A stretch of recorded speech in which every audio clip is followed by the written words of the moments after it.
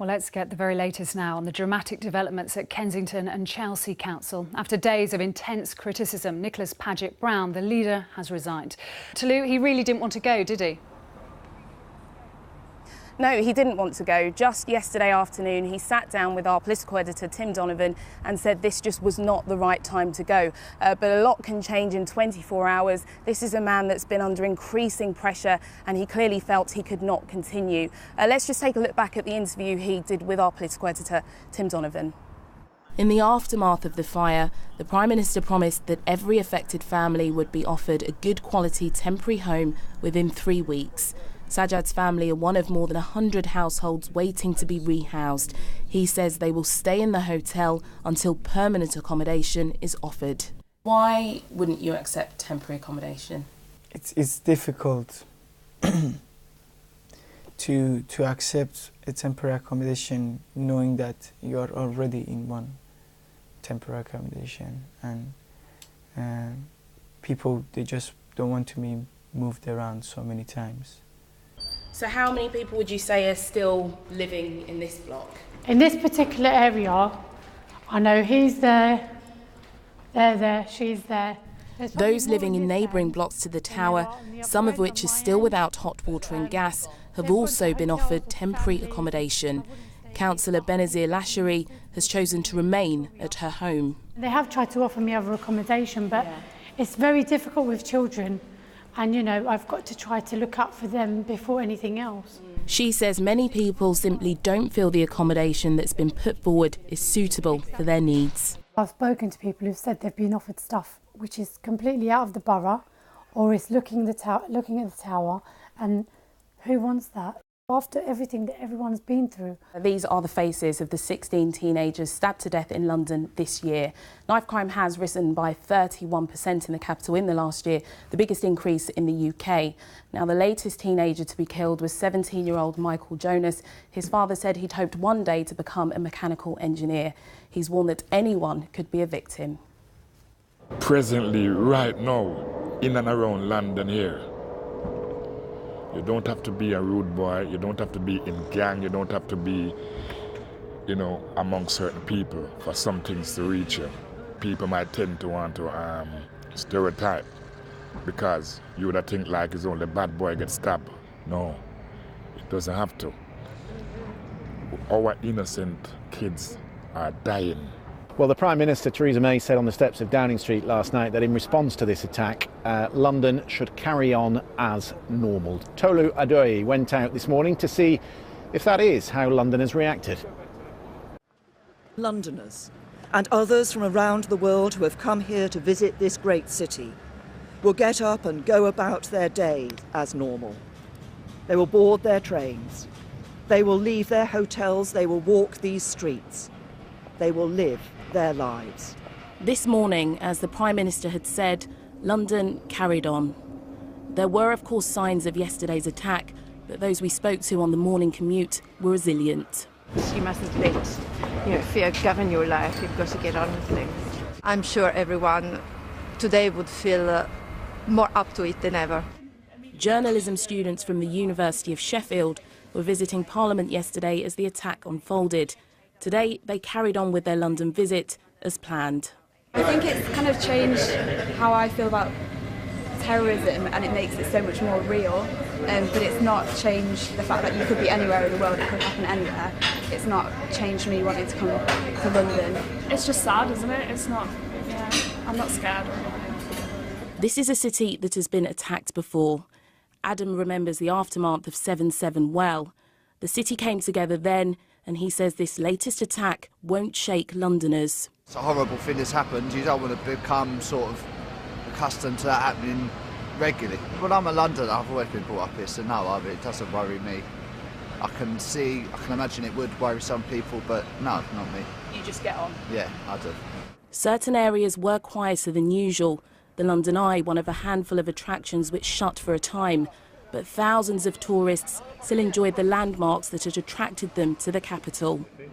In Covent Garden, we met the Bucharest family, who arrived on holiday from Israel yesterday. They had this message for Londoners. Life must go on. The only way to fight terrorism in any kind is not to be afraid, is not to stay home, is not to be frightened from anything, is to go out and to keep your life and to give a message that nothing will stop London, nothing will stop Britain, nothing will stop England. Tolu Adeoye, BBC London News. Yes, I'm here on Honour Oak Road. This is where an 11-year-old was assaulted, as you say, on Monday. And police say all these attacks were carried out in broad daylight. The man approached the girls, grabbed them, sexually touched them before running away. We do have some CCTV images of the suspect. Admittedly, they're not of the best quality, but police have described him as white, aged 40 to 50, with blue eyes, short white or blonde hair and a pot belly, and they say he may have been a smoker. Now, a number of the victims have given similar descriptions, which is how police have linked the offences. We've also got a little bit more detail on the time and locations of the incidents. So the first was reported back in June when a 13-year-old was assaulted. There you go, that's Mum when she first came over, nice and slim. And that's in her nursing uniform. Sonia's mother, Polly, dedicated her life to looking after other people. Originally from Trinidad, she moved to the UK to work as a nurse before managing a care home in London. Giving the best service that she could. Later in life, Polly suffered a series of strokes and was diagnosed with dementia. Her family found a home they hoped could provide the best care for their mother, but they were to be let down. So this photograph was when she first went into A&E. I got a phone call that morning to say my mum had fallen and she'd received a slight burn. That was it, and that is what they class as a slight burn. Yeah, Mum was in a lot of pain. She was crying out in pain. Elmwood Nursing Home in Croydon had been having problems with its heating system in January 2016 when it brought in electric heaters. Late one night, a member of staff found Mrs Dunkley sat on one of the portable heaters. They noticed a burn on her thigh, but she wasn't taken to hospital. It was only the next day when she fell over that paramedics were called. She eventually spent 72 days in hospital, including 28 days in a specialist burns unit, recovering from her injuries. The Care Quality Commission prosecuted the owners of the care home following the incident. A court heard how the use of portable heaters was inappropriate for vulnerable people. Mrs Dunkley was not being appropriately supervised by staff, and appropriate wound management procedures were not followed. HC1 Limited pleaded guilty to failings and was fined £45,000. It's apologised to the family and in a statement said, "We have now removed the type of heater involved from all our homes, and the staff involved in this accident no longer work for our company. We are working closely with the CQC and the local authority to make sure the home continues to improve." Maybe it's us being naive. We thought that my mum would receive the care that she gave her residents, and that's obviously not the case. So the reason I'm doing this is to let people be aware that if they have got loved ones in the care homes and they're not happy about something, to speak out, take photographs, back everything up, do things in writing. Do not be intimidated by the system. You know, these people have contributed so much to the society, and they have the right to live their final years as best as they can in safe hands. So we're leaving Sutton now, we're heading into inner London, and I've picked Lambeth because that was the borough with the highest percentage of Remain votes, not only in London but across Britain.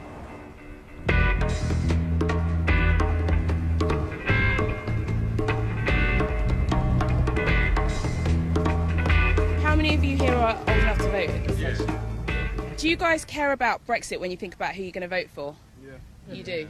Considering the implications like students like us and young people like us will have when we're trying to travel abroad, I think a hard Brexit for like people like us, we don't really favour that, whereas at least Corbyn will soften the blow. I can't vote Tories because I feel even though maybe in the Brexit negotiations they'll be better than Corbyn, I think in the long run they're not going to have my interests at heart. So, is there any other issues that like you're worried about, like as a Londoner, that's not just? Yeah, housing in London is quite expensive. That's why I'm kind of looking at the future, and I'm fearing for me actually moving out of London, even though I do love this place. I found out that in the past few years there's actually been less police on the street with having Conservatives in place, and I think that having Labour will actually be a an advantage in that sense, because they're actually promising to have more police out there. Tolu Adeoye is at the station for the very latest. Tolu. Yes, well, as you say, it's been a very long 3.5 weeks for commuters using this station. They were told to work from home, go on holiday, avoid the station while this work was going on, and they were rather hoping that everything would be back to normal today, but they were sadly disappointed. And as you say, it was because of signalling problems. Network Rail has said the work to extend the platforms all went smoothly, and then they discovered these problems with signalling equipment. And now we've had a bit of a drip effect of information today. We were told things would be back to normal by 2, then it was 4, and now the disruption will continue until the end of today. And I must say the passengers I spoke to weren't entirely surprised. It's the fashion Bible thousands turn to every month, and these are the people behind British Vogue. But is there anything wrong with this picture? The supermodel Naomi Campbell thinks there is. There isn't a single non-white employee. On her Instagram she wrote, "This is the staff photo at British Vogue under the previous editor Alexandra Schulman. Looking forward to an inclusive and diverse staff now that Edward Enninful is the editor. Let's hear your thoughts." Her request led to criticism of Vogue, including from blogger Chidera. She said she wasn't surprised by the photo. I do think it's a problem, because for it to be Vogue UK and they're based in London, the fact that London is one of the most multicultural cities in the world, there isn't an excuse for the whole of your team. That was a very massive team photo. That was a big team for the whole team to be white. That's an issue, because fashion is consumed by people that aren't just white. Hi, my name is Edward Enninful. I'm the editor-in-chief of British Vogue. British Vogue's new editor, renowned fashion stylist Edward Enninful, is not only the magazine's first black editor, he's also the magazine's first male editor, and he's already been making changes, including hiring Naomi Campbell as a contributing editor. But Edward Enninful faces a big task ahead in an industry that's often been criticised for lacking diversity at best and outright racism at worst. Welcome to Compact Living. This is the living room. Spin round, we're into a sort of kitchen diner area. Is this the fridge? Yep, we've got a fridge, great. Unfortunately there's no room for a bath, but that isn't a bad size. Now you're probably wondering where you sleep, where's the bedroom? And you have to go up for the bedroom, and there is your double bed. Now these flats are 19 square metres. The government recommends flats need to be 37 square metres for a one bed, so it's nearly half that.